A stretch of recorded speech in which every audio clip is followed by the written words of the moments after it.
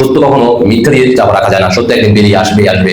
ইতিমধ্যে আপনারা জেনে গেছেন 5-6 বার সিটি দেওয়ার পরেও ডক্টর সুদী ইউনূস যখন দায়িত্ব ছিল তখন টিকে নিয়ে বারবার তারা বলছিল সিটি দিছে, সিটি কোনো রিপ্লাই পায় নাই, কোনো ধরনের তারা সাড়া পায় নাই।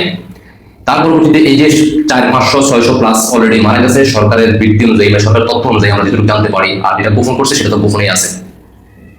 এখন পর্যন্ত তারা বারবার সিটি দেওয়ার পরেও তাদের সাথে কোনো ধরনের ফয়সালা, কোনো ধরনের আলোচনা, কোনো ধরনের সাড়া পায় নাই।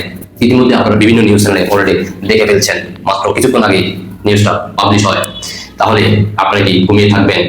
তারা দিল্লি নাকি কথা বলে, তারা বর্ডারে বিএসএফ বিজিবির সাথে গোলাগুলি হচ্ছে, বাংলাদেশ এনডিএকে তারা দখল করবে, যুদ্ধ করবে, এই ধরনের বোমবাল কথাবার্তা বলে বাংলার মানুষদেরকে বোঝানোর চেষ্টা করা হচ্ছে। আর এদিকে তাদের খামখেয়ালির কারণে আমাদের ছোট ছোট বাচ্চারা যারা ভবিষ্যৎ প্রজন্মকে তারা ধ্বংস করে দিচ্ছে নিজ হাতে। আজকে তারা মজা নিচ্ছে, কেউ বিয়ে করতেছে, কেউ আনন্দ উল্লাস করতেছে, কেউ আবার দেশের বাইরে ঘুরতে যায়। ইতিমধ্যে আপনারা সবাই অবগত আছেন। গরিব দুঃখী অসহায় মানুষের জন্য তারা কখনো আসে নাই, তারা নিজের স্বার্থে এবং দেশ বিক্রি করার জন্যই আসছে।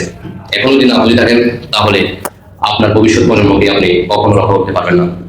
জেগে উঠুন, গর্জে উঠুন, প্রতিবাদী রাজপথে নেমে আসুন, তাদেরকে নিজ হাতে ফাঁসি দেওয়ার ব্যবস্থা করুন। ধন্যবাদ সবাইকে। সর্বোচ্চ শেয়ার করে প্রতিবাদী গর্জে উঠুন।